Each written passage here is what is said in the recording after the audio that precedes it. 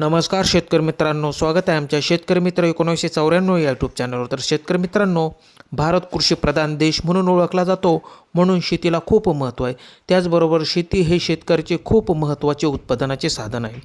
कृषी उत्पादन वाढीसाठी योग्य खत निवडणे अत्यंत महत्त्वाचे आहे. यातील 10-26 NPK हे खत भारतीय शेतकऱ्यांसाठी उपयुक्त ठरते, कारण त्यात नायट्रोजन, फॉस्फरस आणि पोटॅशियम या 3 मुख्य पोषक घटकांचा प्रमाणात वापर असतो. हे खत ऊस, कांदा, गहू, तांदूळ आणि अन्य विविध पिकांसाठी योग्य असल्यामुळे याबद्दल शेतकऱ्यांमध्ये विशेष आकर्षण आहे.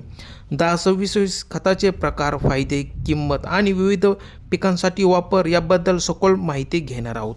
10-26 खत म्हणजे काय? NPK हे खत समतोल रासायनिक खत आहे. यामध्ये नायट्रोजन 10%, फॉस्फरस 26%, पोटॅशियम 26% या प्रमाणात असतो. या खतामुळे मुळांची वाढ मजबूत होते, पिकांना आवश्यक पोषण मिळते. 10-26 खताचे फायदे. हे खत पिकांचा रोगप्रतिकार क्षमतेत वाढ करते, त्यामुळे पिके रोगमुक्त राहतात. फॉस्फरसमुळे झाडांची मुळे अधिक मजबूत होतात, ज्यामुळे पिकांची वाढ लवकर होते.